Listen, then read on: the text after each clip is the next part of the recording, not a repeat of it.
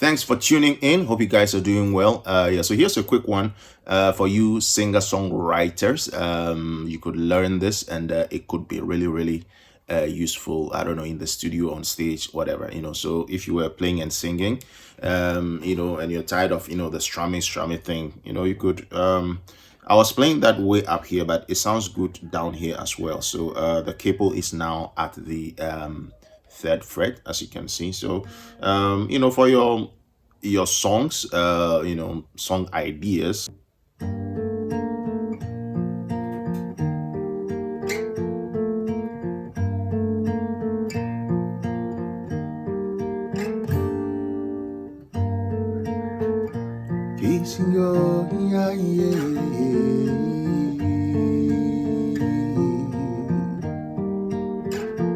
Interlude.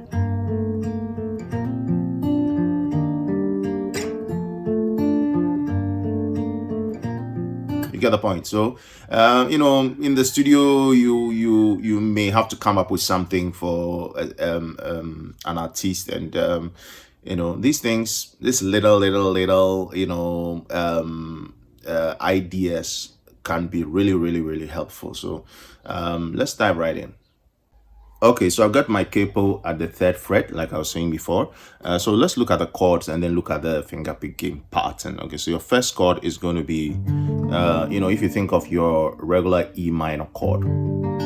Okay, that's it basically. But I've got my index on the A string, and then my ring finger is 2 frets apart on the D string. Okay, so this is like your E minor chord with a 9 or a 2, you could call it. So it sounds like so. Okay, so that's your first chord. And then your second chord, I'm just putting down the middle finger at the third fret here. Okay, and then that's just it basically for this chord. So it's a G chord. I'm just holding down the G here. So that's it for your second chord. Just one finger at the third fret. Okay, and then a third chord is going to be your C major 7. So take your C chord and take your index finger up. Okay, and then just move this same shape 2 frets up. Okay, so you could call this your D major 7 with an added 11. You might want to call it or add 4 if you want to call it so.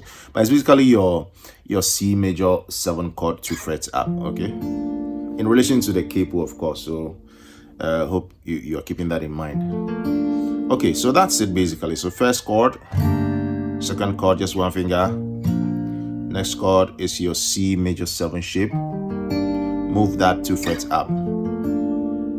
So that's it. Let's get to the finger picking pattern.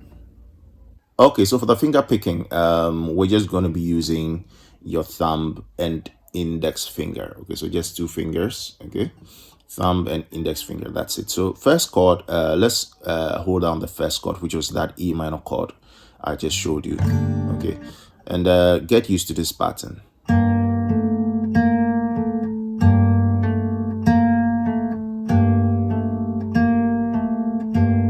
Okay, so I'm starting with my thumb on the low E and then my index on the what was that, your G string. Okay, thumb on low E, index on the G string. So I'm playing both at the same time to begin with.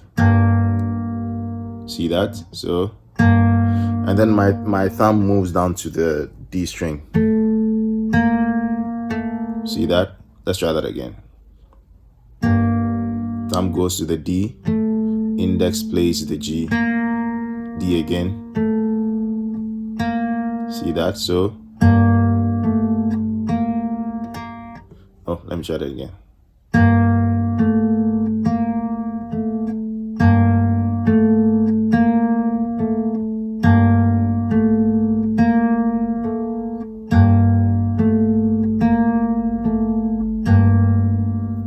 See that? So when I move to the next chord, which was that one finger G, I just do the same thing. Okay. And then now, because I'm moving to C, I switch my thumb to the A string. Okay. So everything stays the same. The only thing that just changed was bringing my thumb down to the A string. Okay. So, and then move that shape up and do the same thing. Okay, so let me play everything for you really slowly, so you can see both hands and see how both hands are coordinating.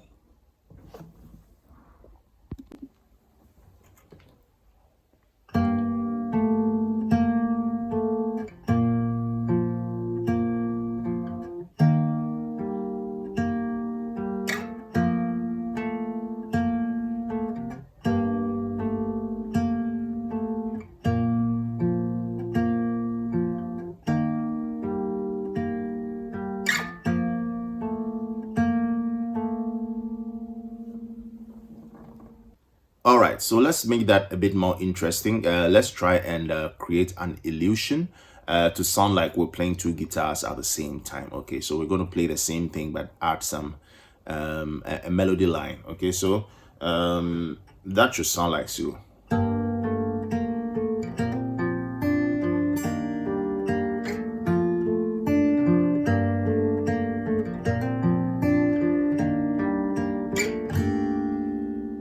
So like like two guitar parts playing basically.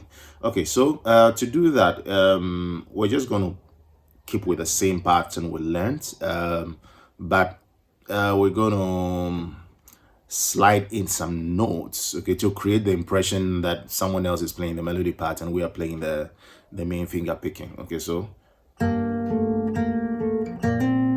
okay, so there's a hammer on here, so check it out.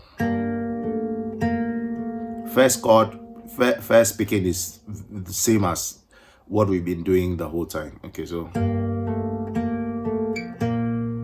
you see, so once you play the low E, I mean when you get to the one finger G, okay, you play the low E and the G, okay, and that once you play that, just hammer on with your index finger to the G string.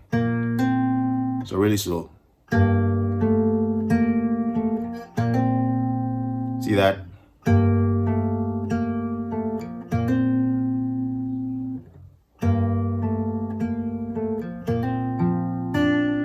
Because once you hammer on, play that B string. Okay, so everything sounds like so now.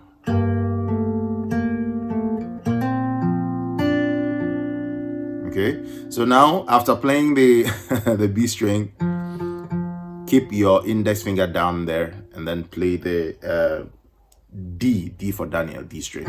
Okay, so everything really slow. It might seem a bit complex now, but once you get it, you don't even have to think about it. You can play this and sing at the same time. So everything really slow.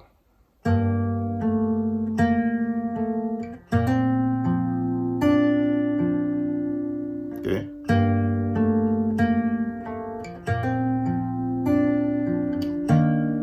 Okay, you need to land on that C major 7 really fast after that. So one more time.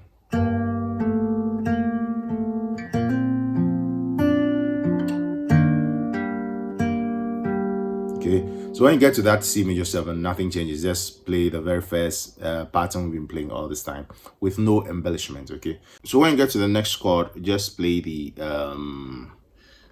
A string and the B string. Okay, so this was the last chord, right? But this time you got to put your index here and play the A string and the B string at the same time. Okay, so I play both at the same time. My thumb plays the D string. I take my index off and play a B string. Okay, so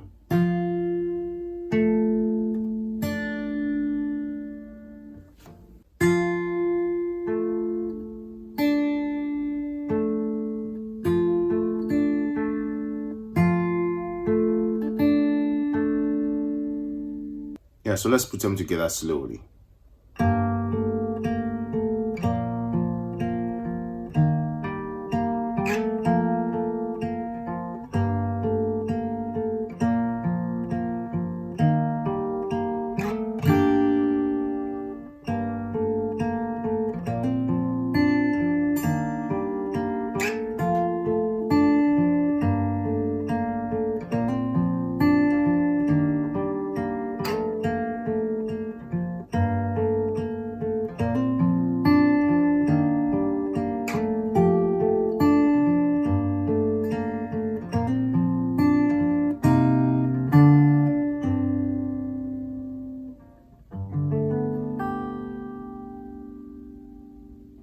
I know what some of you are saying. Hey, you added something else. Yeah, I know I did. Okay, so sometimes instead of that index finger, you can use your pinky instead. Oops. Oops. Okay, so that's option 1. Option 2 is okay. So that was all I added, and then also the ending there. So let's look at the ending. Okay, so I play your A minor 7 chord. If you know your A minor, just take your ring finger off. Okay, and then I just put my middle finger right here on the 2nd fret in relation to the capo, of course. Okay, and then now I move that middle finger to the G string. Okay, 1 finger. So I'm also adding the low E, emphasizing that as I play this guy. Okay, so everything sounds like so.